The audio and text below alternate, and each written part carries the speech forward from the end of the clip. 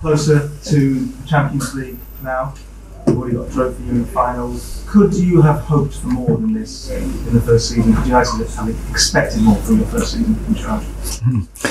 No, this question, I think you have to wait till it's done, and we have to go and keep going from game to game. But I think this is a brilliant week for us. When you are in the semi-final, in a tough game against a good opponent we have seen in the week, we play a very good game and get through in the final. And then Tottenham, in the first half we play very well, and today we play in two halves. I think an impressive game.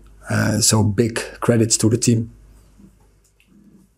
Erik, it seemed the ball over the top was an opportunity for you to score frequently today. Was that something going into the game you knew you wanted to do?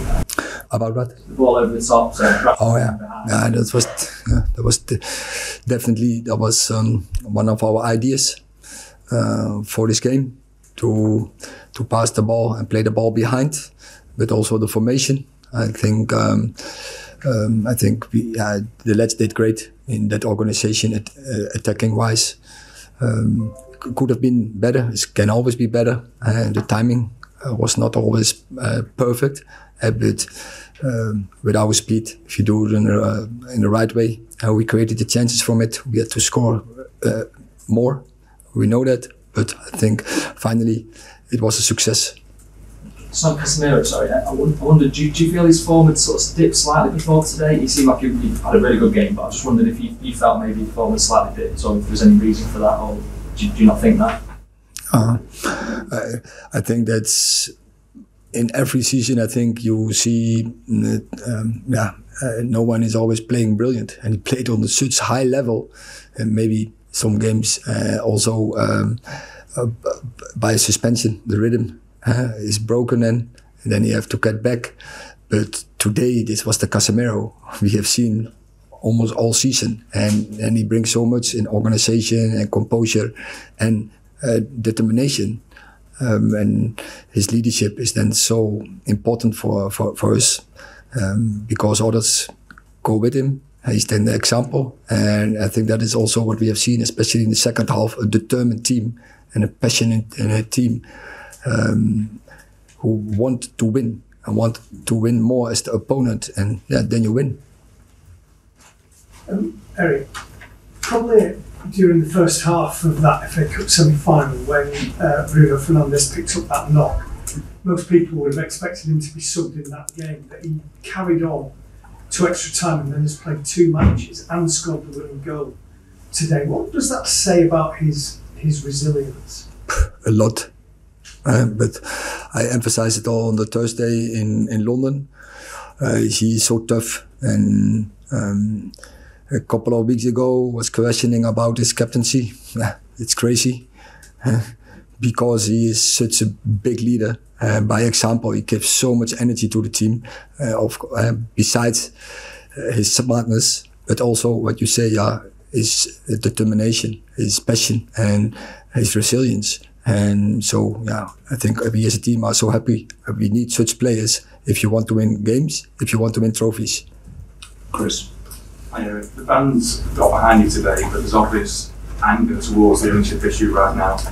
They were quite vocal today about that. Is that making it harder for you over these final few games of the season, certainly at home, if the fans do carry on like that? We felt really that the fans were behind us.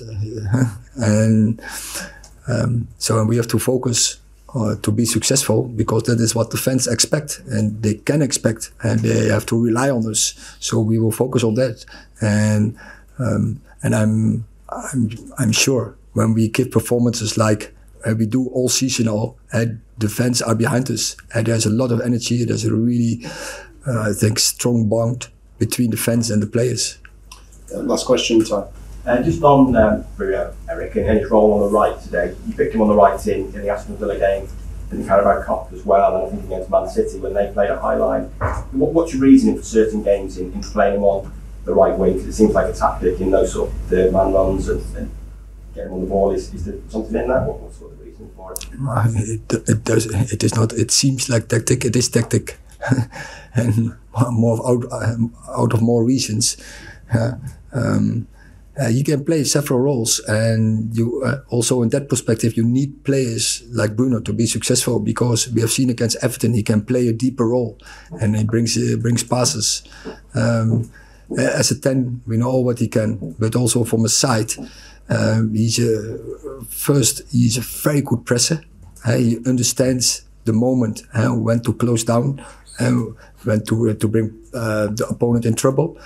He knows also when to run back, to track back, and to close passing lines and to close opponents.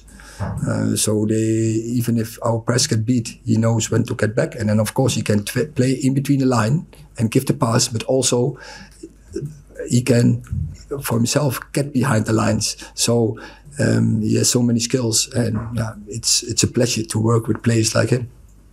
Okay, thank you very much.